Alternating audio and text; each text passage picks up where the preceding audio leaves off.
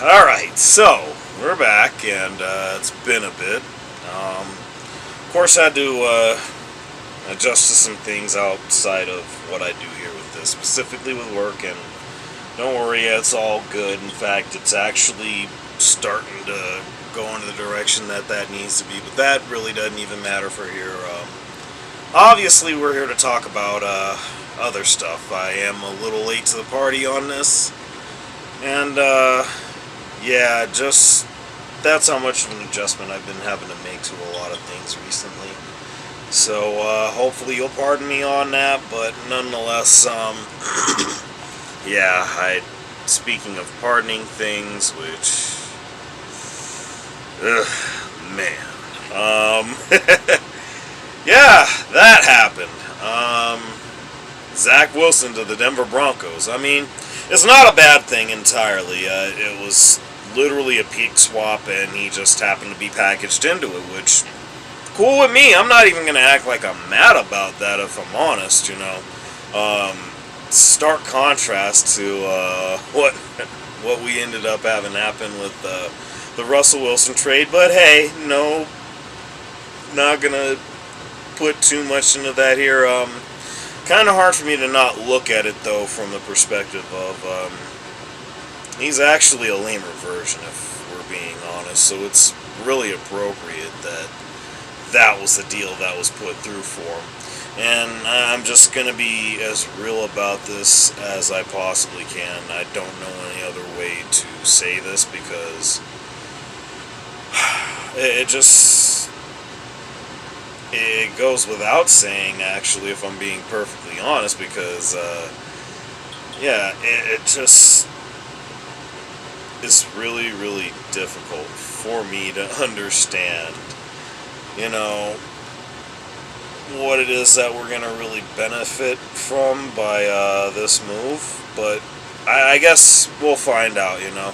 I mean, he was able to work out things when it came to the likes of excuse me, it was actually Kerry Collins, as one had mentioned it back years ago. I'm not going to say the specific years, but particularly during Sean Payton's tenure with the New York Giants. And if nothing else, that version of Kerry Collins was definitely better than what he was in Carolina. You can trust me on that. That being said, it's not really saying a whole lot either, because it's still Kerry Collins. You know, I mean, I just feel how you're going to feel about that no matter what, but I just, if I'm being perfectly honest about it, you know, it's really, really tough for me, because I just can't have that much faith in anyone. Yes, the story with Drew Brees, the New Orleans Saints, everything coming from Hurricane Katrina, you know, I'm not going to just shit on that or anything like that. That's not what I'm looking to do here. I mean, I don't feel like I gain anything from that, if I'm being perfectly honest, but, you know, I'm just over here speaking as honestly about it as I possibly can. And, you know, truth be told, I just, like I said, I would look at it differently if, you know, so many of the issues weren't there the way that they were. But also more for the fact that if it would have been more than just one Super Bowl that he had came out to Denver with, rather than just the one, which is great, don't get me wrong, I take nothing away from that, but if it were one or two more of those that he had on his resume, I feel like I would look at that differently. That's just the only thing I'm getting at with that. I mean, say what you will about that, because, you know, it blows my mind that, you know, this is even a discussion that we're having right now, because, you know, I think about that, and I just can't help but think, you know, if we'd have brought him along at the right time, him being Sean Payton, of course, you know, hopefully I got this. Nope, that's not it. There we go, that's the one. Like, Yeah, and you got me on a little faux pas. We're working on things here. I'm gonna definitely make sure I get this down packed. But I mean, what can I say? This guy right here, like you're telling me that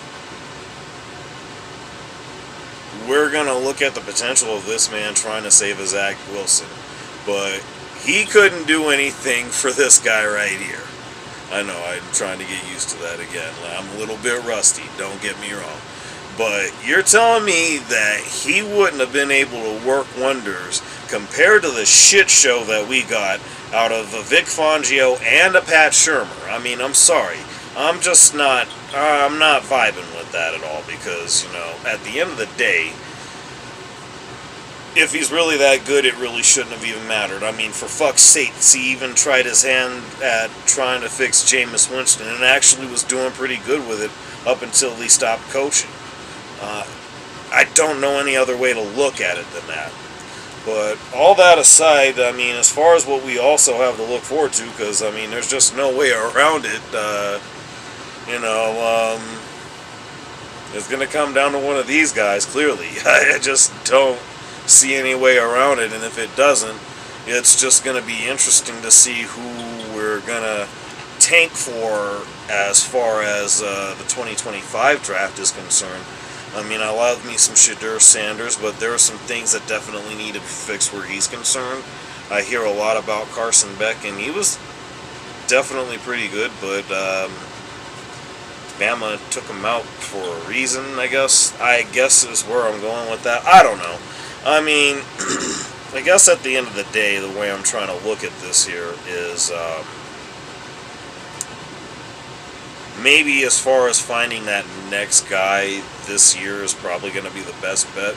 But who knows? Anything's possible. A lot can change in so much time as far as that sort of thing is concerned. But honestly, it really seems as though it's going to boil down to one of these two guys at this point, At least I don't see a scenario where it doesn't, because these are the ones that are being talked about. Oh, I guess while we're at it, there's just also the matter of this guy right here, which I don't know what made me think I could ever forget about him, but yeah, get him in the right spot, yeah.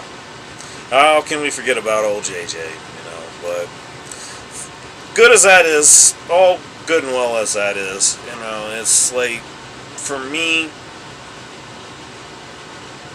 I find it less likely that trading up is going to happen at this particular point, and I didn't really see that being the case to begin with.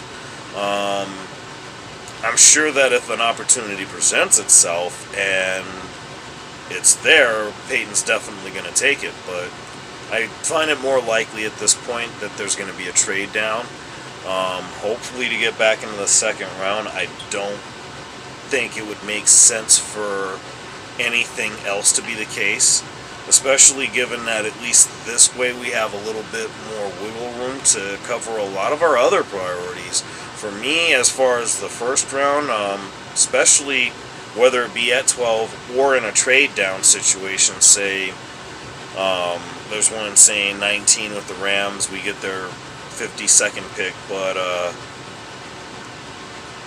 at 19, I'm thinking if we could get someone maybe to solidify the edge rush, maybe add to the O-line possibly, or right tackle, I wouldn't have any problems with that. And hopefully Penix and or Bo Nix are going to be available come the second round. But of course, we also have to go through with having that trade available to us. Hopefully that's the case. I don't know, I guess we'll find out, but I just needed to drop this on the eve of the draft because obviously it was a bit overdue, but I've been meaning to get this out, and I'm glad that I'm finally able to. I'm going to try to get one other thing going here, but let me know what you guys think. What are your preferences? Is it Nix? Is it Penix? Is it McCarthy? Or do you actually somehow see Zach Wilson working out, or even, dare I say, Jarrett Stidham or Ben DiNucci for that matter. I mean, man. Interesting stuff in the coming days here in Broncos country. That's all I'm going to say on that. I'll see y'all.